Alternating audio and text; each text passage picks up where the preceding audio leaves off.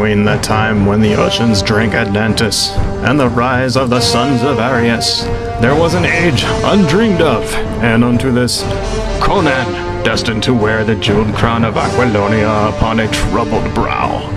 It is I, his chronicler, who alone can tell thee of his saga. Let me tell you the days of high adventure.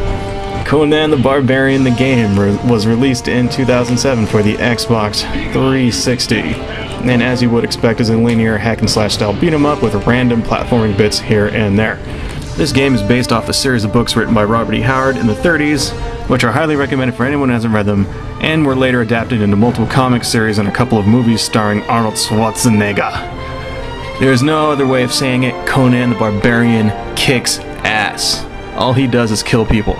And if there's a man in the story, Conan kills him. If there's a girl, he gets down with her. He cleaves people's skulls in half, chops off limbs, beats people to death with large pieces of meat. Conan doesn't give a shit, he takes what he wants. The main focus of the game is, of course, Conan kicking ass and taking names, as it should be. Conan can arm himself in 4 different weapon configurations, including one-handed, dual-wield, sword and shield, and a large two-handed weapon. Each weapon set has its own set of moves, which are best used for different enemy types. I find the dual-wield does best through most of the game. You start with a very basic set of moves, but get the ability to unlock more after collecting red runes, which are released after enemies are killed, from bonus chests, breakable objects, or after rescuing slave girls. You get the standard auto combos, but also additional moves which can be linked into various impressive looking combos, as well as a series of one-hit kill parry moves, which can be released after successfully parrying an enemy attack, and are also highly satisfying to pull off and watch. That should end your miserable life. As you progress, you also get pieces of enchanted power armor that lets you pull off different screen-clearing magic attacks. The rest of the gameplay involves minor puzzle solving, running around finding secret stuff, freeing captured maidens, jumping from platforms and overhangs, as well as the occasional boss battle.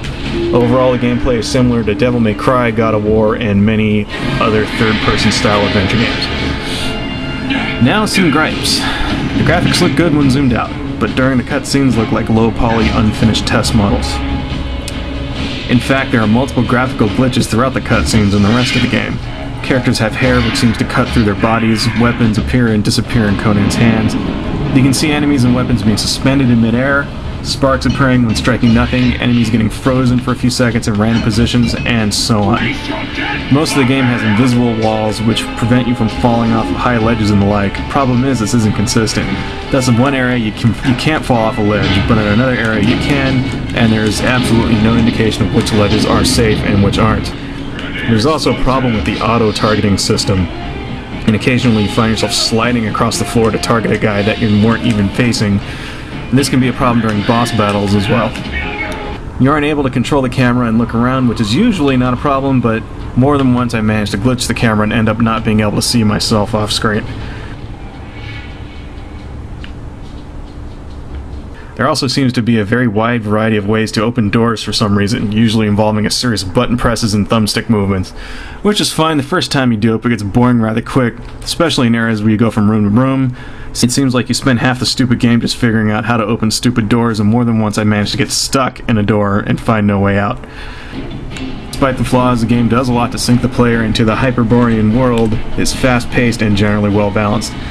The difficulty ramps up rather well and consistently gives new enemy types, each with their own slightly different methods of attack, who are all represented faithfully in various races and cultures taken from the Conan mythos. The game is short enough to keep from getting boring, but long enough with enough unlockables to get your money's worth. Conan the game is like Conan the books, short, brainless, and full of ass-kicking.